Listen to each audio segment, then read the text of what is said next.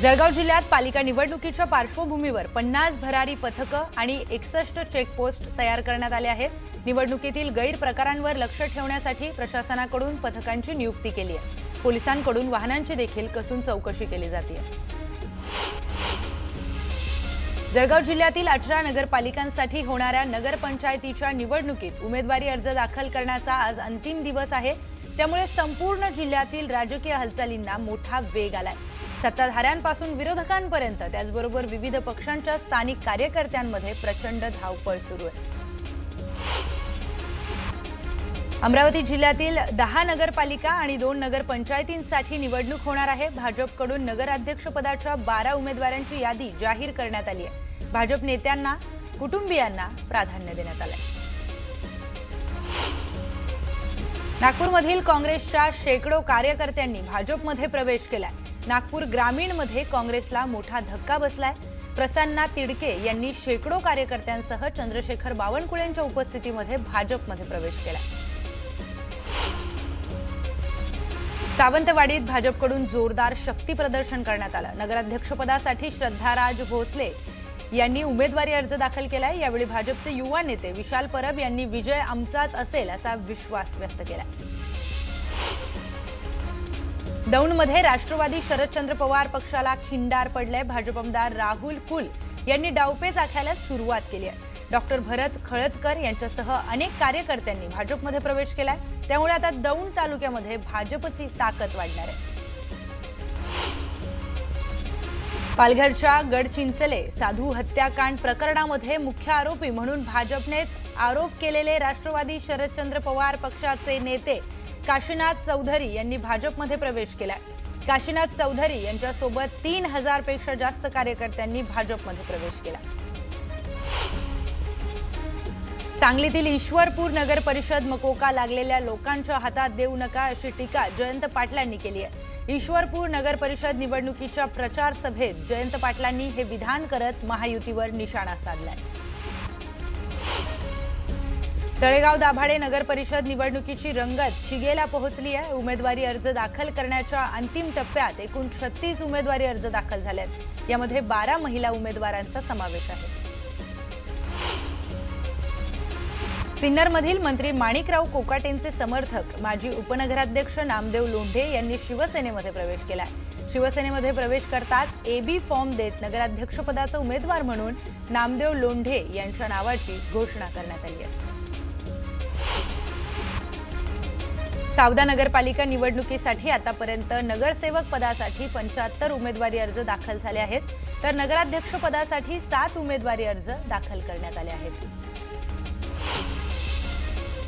लोणावळा नगर परिषद निवडणुकीसाठी नगराध्यक्ष पदासाठी चुरस वाढली आहे। राष्ट्रवादी काँग्रेसचे राजेंद्र सोनवणे आणि भारतीय जनता पार्टीचे गिरीश कांबळे यांच्यामध्ये थेट सामना होणार आहे। दोन्ही पक्षांनी आपल्या उमेदवारांवर विश्वास ठेवत निवडणूक रणशिंग फुंकलाय, तर भाजपकडून निवडणुकीच्या रिंगणात 22 उमेदवारांना उतरवण्यात आलंय।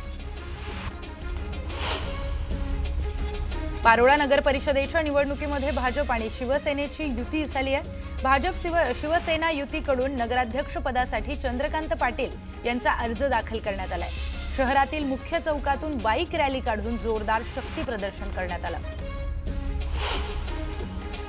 जव्हार नगर परिषदेच्या नगराध्यक्ष पदासाठी 3 उमेदवारी अर्ज दाखल झालेत, तर 10 प्रभागातील 20 सदस्यांसाठी 73 उमेदवारी अर्ज दाखल करण्यात आले आहेत। बदलापूर नगराध्यक्ष पदासाठी भाजपच्या उमेदवार रुचिता घोरपडेंनी उमेदवारी अर्ज दाखल केला। यावेळी भाजपकडून मोठं शक्ती प्रदर्शन करण्यात आलं। बदलापूर नगर परिषद निवडणुकीमध्ये भाजप आणि राष्ट्रवादीने शिवसेनेला बाजूला ठेवत युती केली। तळेगाव नगर परिषद निवडणुकीचा अर्ज भरण्यासाठी राष्ट्रवादी काँग्रेस आणि भाजप उमेदवारांसह त्यांच्या समर्थकांनी मोठी खेळी केली। यावेळी उत्साही कार्यकर्त्यांनी हलगीच्या तालावर जल्लोष करत उमेदवारांचं स्वागत केलं। वर्ध्याच्या देवळीमध्ये भाजपकडून जोरदार शक्ती प्रदर्शन करण्यात आलं। भाजपा उमेदवारांचं नामांकन अर्ज दाखल करण्यासाठी नगरपालिकेपर्यंत भव्य रॅली काढण्यात आली। माजी खासदार रामदास तडस यांच्या पत्नी शोभा तडस यांनी नगराध्यक्षपदासाठी अर्ज दाखल केला। यावेळी आमदार राजेश बकानेही उपस्थित होते। वर्ध्यामध्ये शिंदेंच्या शिवसेनेकडूनही उमेदवारी अर्ज दाखल करण्यात आले आहेत. नगराध्यक्षपदासाठी रविकांत बालपांडे यांचा उमेदवारी अर्ज दाखल करण्यात आला. कार्यकर्त्यांची ताकद दाखवण्यासाठी रिंगणात उतरल्याचं यावेळी मनीषा कायंदे यांनी स्पष्ट केलं.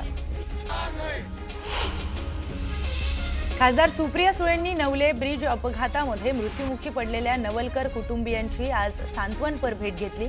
अपघातामध्ये तरुणी स्वाती नवलकर आणि त्यांच्या आई-वडिलांनी जीव गमावला. भाजप खासदार अनिल बोंडेंना हैदराबादमधून धमकीचा मेल आलाय. अमरावतीमधील इस्लामिक इन्फॉर्मेशन सेंटरच्या फलकाविरोधात आवाज उठवल्यानं त्यांना हा मेल आलाय. इस्लामिक इन्फॉर्मेशन विरोधात न बोलण्याचं मेलमध्ये लिहिण्यात आलंय. नेरूळमध्ये मनसे नेते अमित ठाकरेंनी शिवरायांच्या पुतळ्याची पाहणी केली. यावेळी मनसे पदाधिकाऱ्यांकडून पुतळा पाण्याने धुवत पुष्पहार अर्पण करण्यात आला. दरम्यान मनसैनिकांनी जोरदार घोषणाबाजी केली. देहू रोडच्या मामुर्डी गावातील शेतकरी हवालदिल झाले असून देहू रोड कॅन्टोन्मेंट बोर्डाच्या आरोग्य विभागाने निर्मिती केलेल्या गटारीच्या पाण्याने शेती उजाड झाली आहे. त्यामुळे शेतकऱ्यांचे प्रचंड हाल होत आहेत. प्रशासनाने जागे होऊन तातडीने उपाययोजना करण्याची मागणी करण्यात आली आहे. भाजपचे दिवंगत आमदार शिवाजी कर्डिले यांच्या निधनामुळे रिक्त झालेल्या अहिल्यानगर जिल्हा मध्यवर्ती सहकारी बँकेच्या अध्यक्ष निवडीसाठी 24 नोव्हेंबर रोजी संचालक मंडळाची सभा होणार आहे. जिल्हा बँकेमध्ये राष्ट्रवादी अजित पवार गटाचे पारडे जड आहे. त्यामुळे राष्ट्रवादी अध्यक्षपदावर दावा करू शकते. बाळासाहेब ठाकरे कला दालनाचं उपमुख्यमंत्री एकनाथ शिंदे यांच्या हस्ते उद्घाटन होणार आहे. परिवहन मंत्री प्रताप सरनाईक यांच्या संकल्पनेतून साकारलेलं हे कला दालन बाळासाहेब ठाकरे यांच्या बाळ ते बाळासाहेब या प्रवासातील संघर्ष आणि शिवसेनेच्या वाढीचं दर्शन घडवतं. सरकारने चंद्रयान 4 मोहिमेला मंजुरी दिली आहे. ही मोहीम चंद्रावरील नमुने परत आणण्यासाठी आखण्यात आली आहे, जी भारताची आतापर्यंतची सर्वात जटिल चंद्र मोहीम असेल. चंद्रयान 4 हे 2028चं लक्ष्य आहे. चंद्रावरून नमुने परत आणण्याची क्षमता सध्या फक्त अमेरिका, रशिया आणि चीनकडे, अशी माहिती इस्रोचे अध्यक्ष व्ही नारायणन यांनी दिली आहे.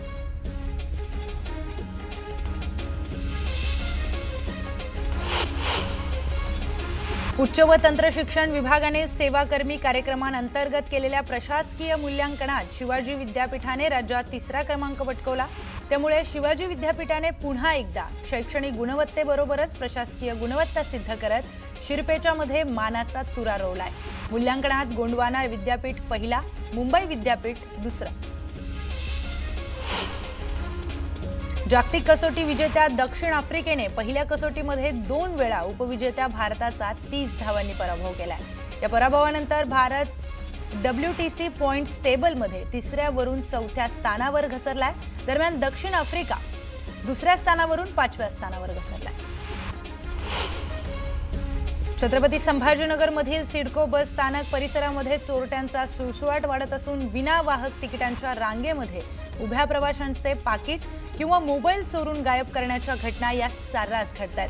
हातगाड्यांवर चिवडा, पाण्याच्या बाटलींची विक्री तसेच गांजा दारूचा अवैध व्यवहार देखील सुरू असल्यानं गुन्हेगारीला चालना मिळते, असा आरोप नागरिकांनी केलाय.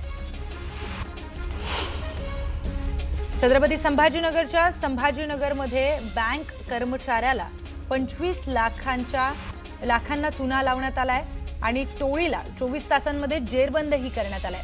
पोलिसांच्या स्थानिक गुन्हे शाखेने 31 लाखांचा मुद्देमाल चोरट्यांकडून जप्त केलाय. मुळशी तालुक्यातील नेरे येथे एक्सबिरिया सोसायटीच्या कुंपणालगत दिवसाढवळ्या बिबट्याचा वावर पाहायला मिळाला. घराजवळ बिबट्या दिसल्यामुळे नागरिकांमध्ये भीतीचं वातावरण पसरलंय. सोलापुरातील बार्शी तालुक्यामध्ये हडपसर हैदराबाद एक्सप्रेस आणि ट्रॅक्टरचा अपघात झालाय. बार्शी तालुक्यातील खांडवी शेंद्री स्टेशनच्या परिसरामध्ये हा अपघात झालाय. यामध्ये कोणतीही जीवितहानी झालेली नाही. नागपूरमध्ये ग्रामीणचे RTO अधिकारी विजय चव्हाणांच्या विरोधात गुन्हा दाखल झालाय. अकोल्यातील परिवहन अधिकारी रवींद्र भुयार यांच्या तक्रारीवरून गुन्हेगारी कट रचल्याच्या आरोपाखाली गुन्हा दाखल करण्यात आलाय. चव्हाणसह 6 जणांवर गुन्हा दाखल झालाय.